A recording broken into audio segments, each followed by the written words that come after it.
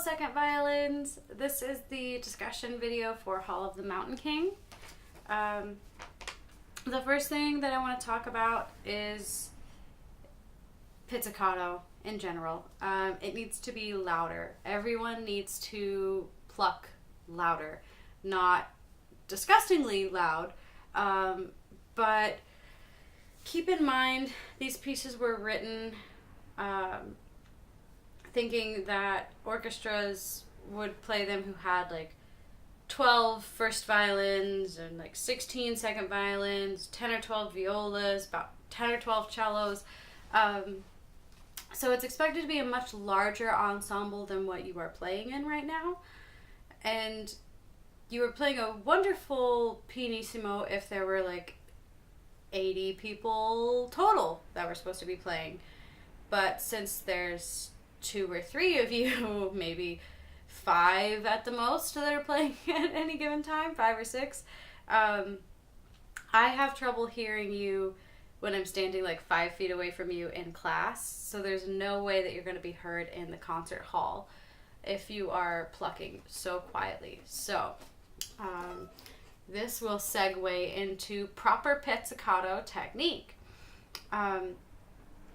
The main rule is do not put your fingers where your bow goes.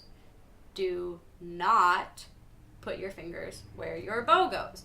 So if your bow lives in between the bridge and the fingerboard, maybe even it could go a little over the fingerboard sometimes, that's okay. You're not going to get arrested. You don't put your finger anywhere in here. Don't pluck in here. Pluck way over here, outside, way farther on the fingerboard. So you're going to want to anchor your thumb against the corner of your fingerboard. Don't like jam it in there. Don't hurt yourself. Don't be silly. But just rest it here so that you've got a place where your hand is anchored and you're not like pecking at the strings like a chicken. That's not very accurate. If you have your hand sort of in a fixed position, you can reach over and be more accurate with your finger. So reach over and play the strings way over here. Because if you aren't playing them over the fingerboard and getting this nice round sound, it's a resonant sound, you're playing it over here. I hope you can hear the difference. The only reason I'm plucking in the wrong spot on my violin and the no-no spot is because this is a really old violin and it's pretty gross anyway. So these strings, they're at least 7 years old, 7 or 8 years old now. So I don't really care too much about them, but you should care about your instruments, especially if we start spending some time and money on repairing the instruments and getting them set up really nicely, getting them nice new strings. You definitely don't want to be treating them poorly and contributing to the strings going dead and getting gross faster by like letting the oils on your fingers come in contact with the rosin dust on the string and making that cement crud that'll just like never come off. So now that we've gone over proper pizzicato technique, one last little note.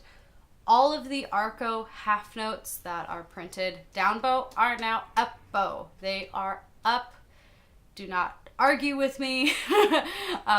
Even though the editor said that let's make them printed down because it's forte piano, that makes sense only when you don't have to pluck right afterwards, because I see this happen to you guys, measure 13 into 14. I see it with the first violins and the third violins and violas, that you play this forte piano note and then you're late to the pizzicato because you've got to come all the way back around to it.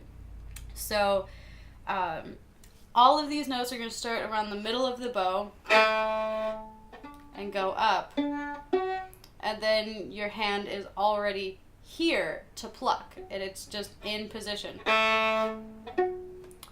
So all of the half notes are going to be up bow. This is going to be the real, this is going to be the real illuminating factor to see if anybody actually watched these videos.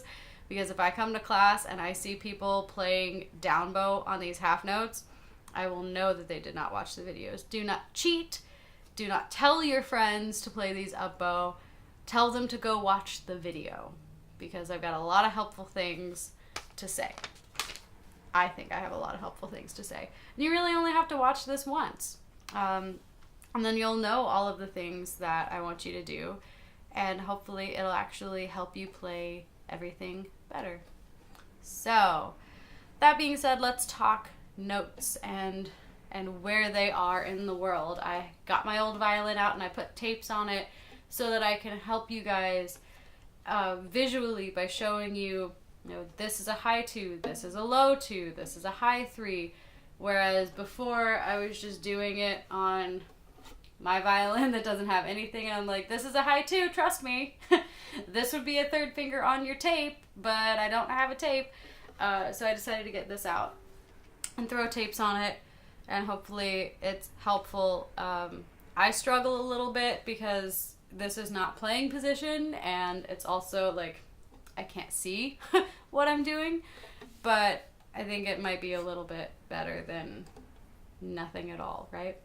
So measure 5, first of all, low 2 on both strings.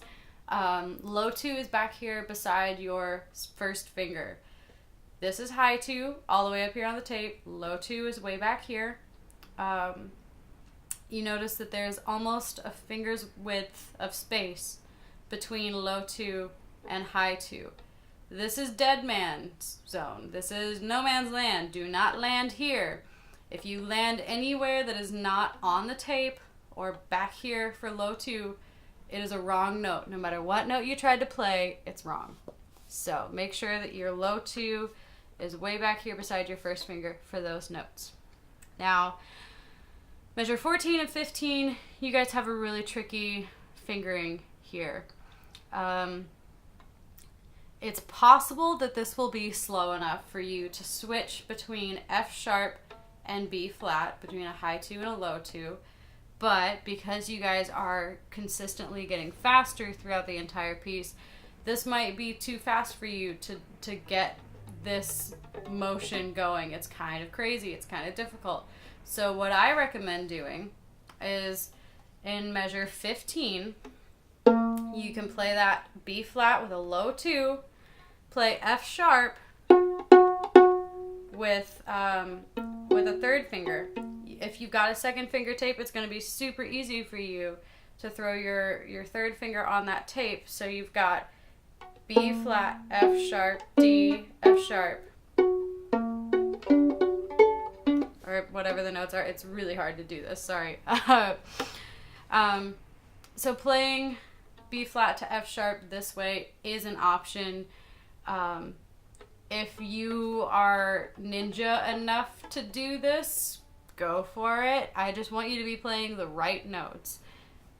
That's all I care about. What else do I say here? Play a high 2 on the G string, low 2 on G string. Play. Oh, sorry. Past Christy, when she wrote these notes, had a different idea. Past Christy said, play F sharp with your second finger.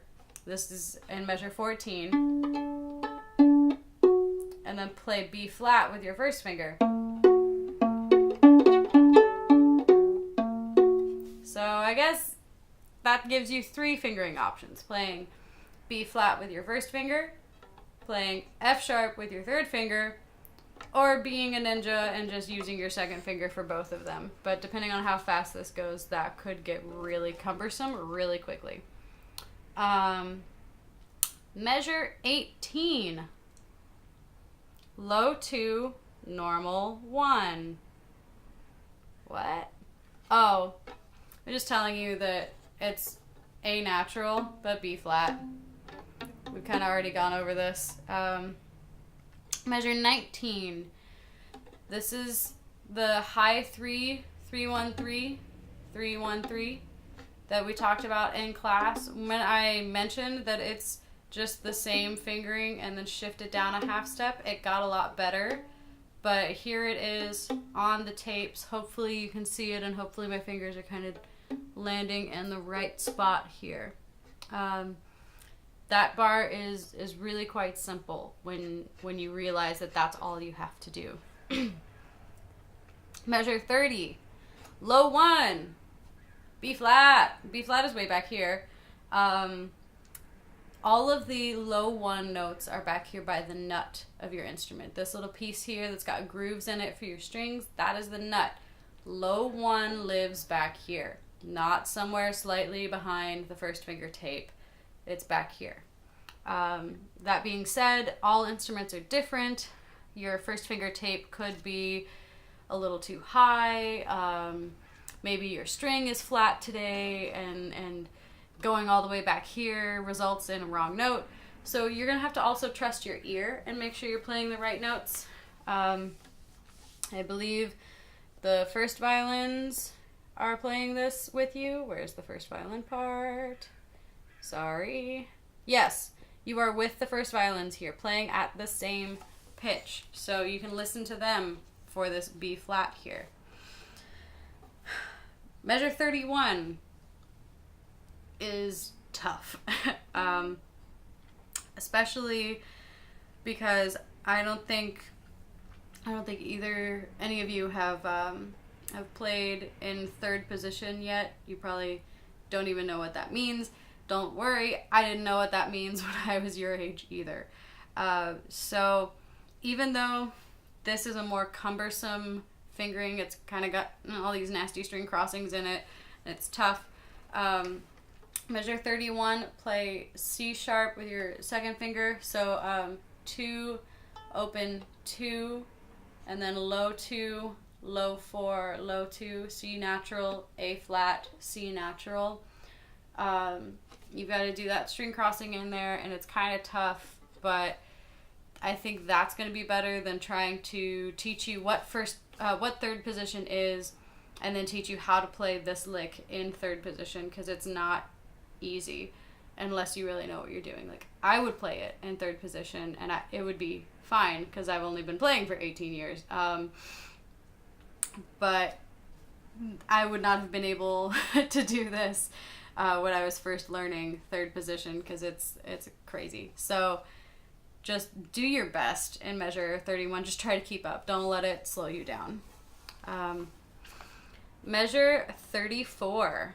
See what that is. Oh, it's the little blips.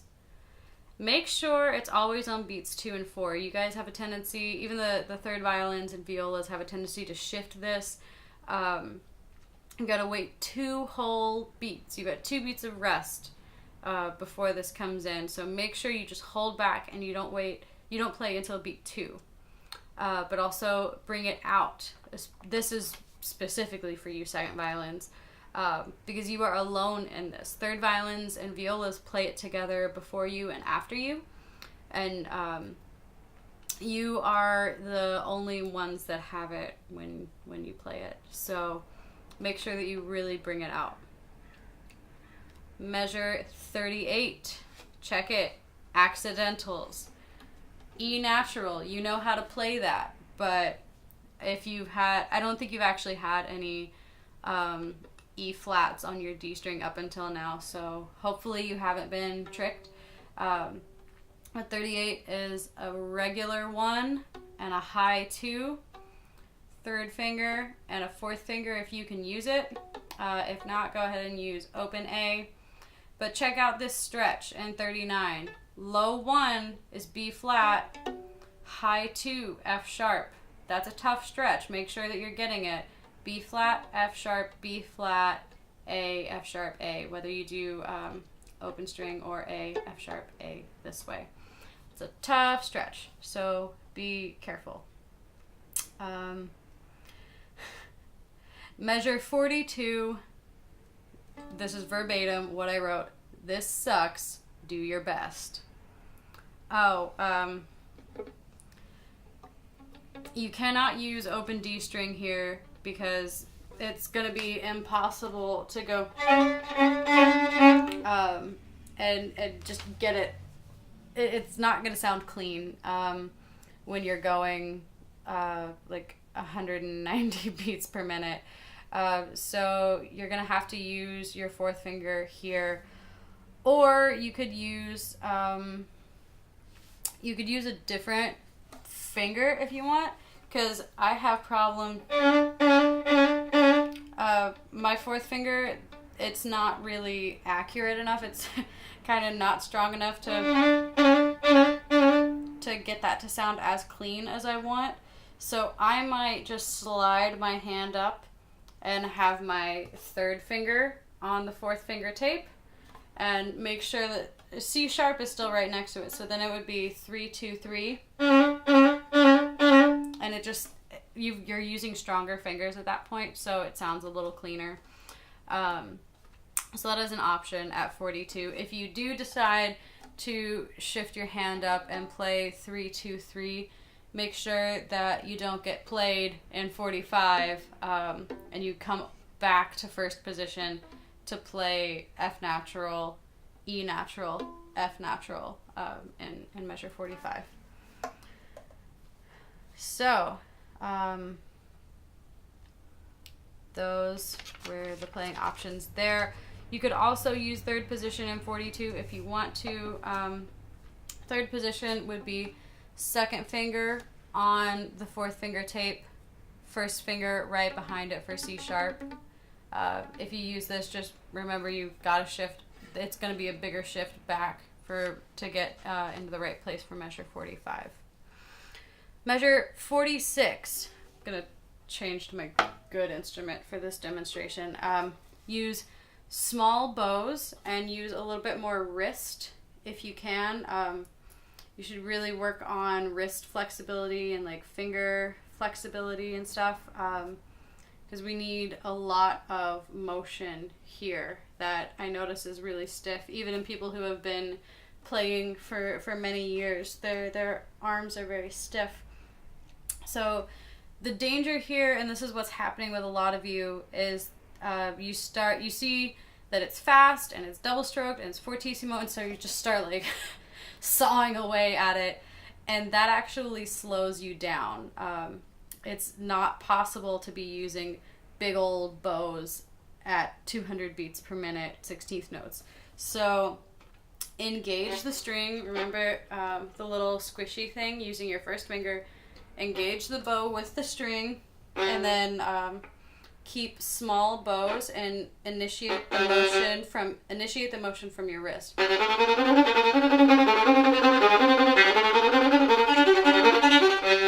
Instead of trying to use your whole hand for it, because that's gonna get crazy and it's gonna slow you down. And this part is always separating and pulling apart because the first and second violins you're like not helping yourselves. You're just playing too much, and the other parts don't have 16th notes here. So you pull apart and then you come back together at measure 50. But let's try to not pull apart at 46. Let's work on that. Measure 50. You guys may have already talked about this. I think it happens in other pieces. DIV means divide, divisi. Somebody plays the top line, somebody plays the bottom line. I don't care who plays what, just as long as you play the right notes, no matter what line you play. So measure 50, there's E natural and C sharp. So high 2 and preferably fourth finger E. If you cannot use your fourth finger, which you totally can, but if you forget or something, open E is fine. Just make sure that it's E natural, not E flat, because it is marked natural here. Measure 51 is B flat and open D, so B flat back here. Measure 52 is B flat and E flat, low 1 for no matter who plays what. Then low 1 and open string. Measure 53, top line plays low 2 and then low 1. You got C natural and B flat. So that can be kind of tough. Make sure that your low 2 is back here next to your first finger tape, not kind of just hanging out up here, but also make sure that your low 1 is low enough and that like your fingers aren't pulling each other around into the wrong spots. Measure 60. If you have been playing everything Debussy up until now, or if you've been playing everything, the notes together, because you can play C sharp and E together, if you use open E, which when it's super loud, I guess it's okay, I'll allow it. It's not sounding quite right. This violin sucks. At least start measure 60 Debussy. Pick a note and play it because it's soft here. So it'll help the crescendo if you play one note at a time for a couple of notes and then you add both notes in, and so you're getting louder and you're playing both notes, and it just like doubles the amount of crescendo you can do. So if you want to play both notes, you can do that in measure 61. Measure 60, please play Debussy. Don't care what note you play, just play the right notes. Then you've got 2 bars of rest, but do not put your instrument down. Do not relax. Do not put your bow hand in your lap. Keep your instrument up, stay in playing position, because 2 bars going by at 200 beats a minute is really fast. They're going to go by like that, and people are coming, you know, they relax because they see a multi-measure rest, and they're like, oh crap, that was it. So just stay up in playing position. You can play this last note as a double stop. It's B flat, low 1 on the A string, and then just open D. So you can play these together if you want. Use those 2 bars to make sure you've got a low first finger, and you can visually see that your bow is on both strings, and set, press, pull, and you've got the last note, and it'll be loud and great and stuff. So just whatever you do, do not put your violin down in those rests, because you don't have time to get yourself back together. You end up being late. So that being said, that's all I had on my list of stuff to talk about for this piece. Check out the play along videos. I'm doing this, I'm doing Hall of the Mountain King, just one tempo, just kind of a medium, middle of the road tempo for the whole piece, and then I play 42 to the end at the goal tempo. At the end of the video, I just replay the end, because I don't want to go learn how to program a cello rondo into a metronome app. Like that's a little bit too much. Also, you're gonna have to be watching Carney for the speed up anyway. It's gonna be easier for her to communicate it as a conductor than it would be for me and you to like try to catch it as the metronome just starts going faster. So that's why I'm only going to do it in one tempo and then just play 42 to the end fast. So check out the first violin and violin 3 and viola videos. Play along with those. See how you fit together. And I will see you in the next video. Happy practicing.